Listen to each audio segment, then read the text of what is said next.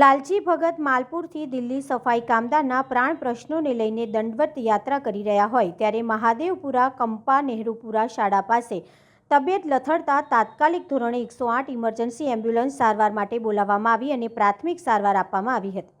આવી રીતે પોતાના જીવના જોખમે પોતાના વાલ્મીકી સમાજના પ્રાણ પ્રશ્નોને લઈને નીકળેલા હોય તો સરકારને વિનંતી કે આ આર્થિક રીતે પછાત સમાજના પ્રશ્નોને સમજી એમનો યોગ્ય નિકાલ કરી આપવો. Bureau chief Alpesh Patel, Aravalli.